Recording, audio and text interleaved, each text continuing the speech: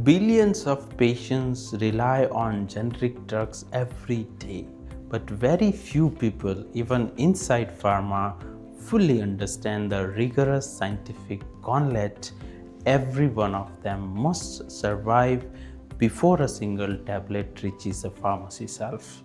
Today, we walk through that entire process. Hello, I'm Raghuveer Singh Parmar, Director Scientific Affairs at Resolve Mass Laboratories, and we work with pharmaceutical and biotech teams every day to build the analytical and regulatory foundation that gets ANDA submissions approved. Today, in Chapter 1 of our generic drug development series, we are going to walk through all 9 steps of ANDA development pathway, from product selection all the way to FDA approval. ANDA pathway.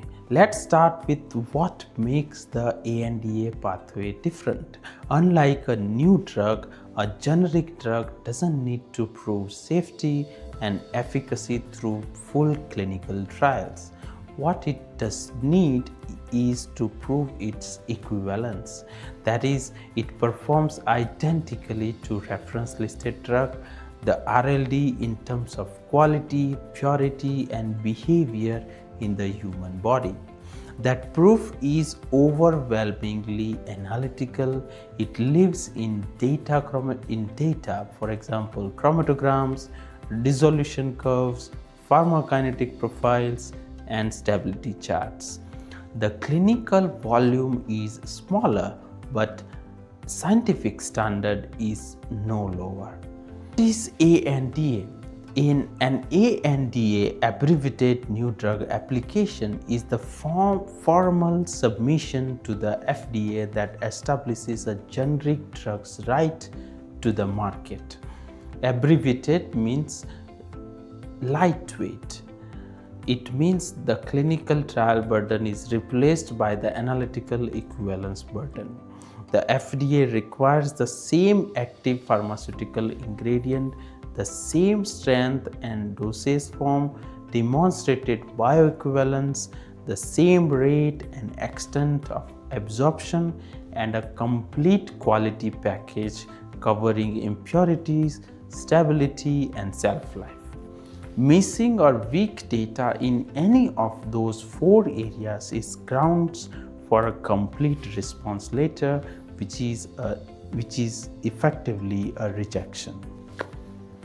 The first 5 steps of the ANDA process are about building a scientific foundation strong enough to hold the submission together. Product selection might seem straightforward. Pick a product and check the patent, but weak feasibility assessment is one of the most common reasons ANDA programs fail before they really start. From there, RLD characterization is where the real analytical work begins. You need a deep, instrumented understanding of the reference product, its impurity fingerprint, its dissolution behavior, how it interacts with excipients. That understanding drives every formulation decision that follows. Then you develop the API, optimize the formulation to match dissolution behavior, and build analytical methods that can actually generate data the FDA will accept. 3 stages that determine approval. Steps 6, 7, and 8 are where programs either earns approval or earns a complete response letter. Method validation is non-negotiable. Every analytical method has to pass a full panel of parameters: accuracy, precision, specificity, linearity, robustness, limit of detection, and quantitation. If the methods aren't properly validated, none of the analytical data can be used in the submission. Bioequivalence studies then provide a clinical proof of equivalence, and stability studies prove that the product will maintain its quality through its entire shelf life. Weak data at any of these 3 stages sends a program back to the lab. where most ANDA projects fail. So where do programs actually break down? The FDA's data on ANDA deficiencies tells a consistent story. The most damaging failures, the bioequivalence failures, late-stage reformulation, are almost always traceable to decisions made much earlier. Inadequate early characterization at the start of the program, impurity control gaps that weren't caught during the method development, formulation choices made on assumptions rather than data.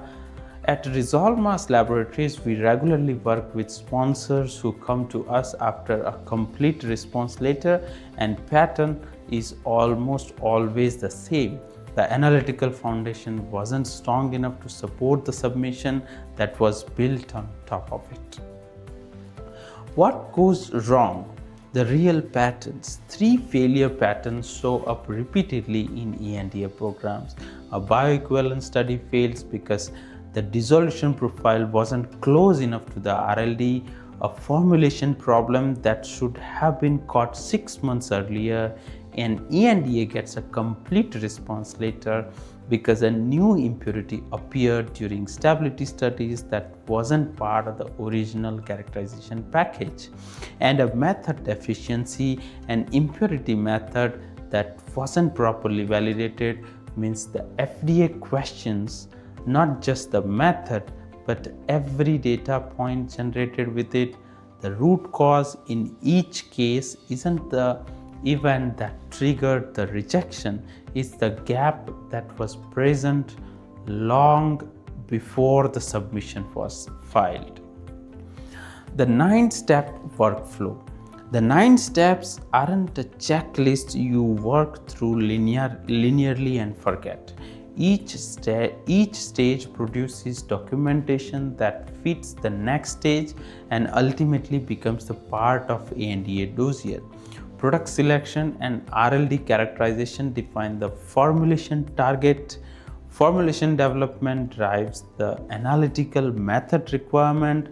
Method validation locks in the data quality for BE and stability studies, and the submission itself is only as strong as the documentation trail connecting all of it. Teams that compress this process, skipping validation steps, rushing stability, entering B studies before formulation is fully optimized, almost always pay that time back later with the interest. The programs that move fastest are the ones that build it right from the step 1. So what should you walk away with this session? ANDA approval is built on analytical proof, not a reduced version of clinical trials. The standard is different but is not lower. RLD characterization and API development at the start are not preliminary steps. They are the foundation everything else depends on. Bioequivalence failures are most often formulation decisions made too early without sufficient data, and programs that earn approval on the first submission are the ones that invested in analytical rigor before they needed it. If you are working on an ANDA or generic development program and you need a CRO partner who treats analytical characterization as the foundation it actually is, Resolve Mass Laboratories supports pharma and biotech teams from RLD characterization through to submission-ready data packages. Subscribe our channel so you don't miss the rest of the series and this kind of informative sessions. Drop a comment if you are facing any challenges in this area, or reach out to our team and we would be happy to discuss. Thank you so much for watching this session until this. Goodbye for now and see you in the next one.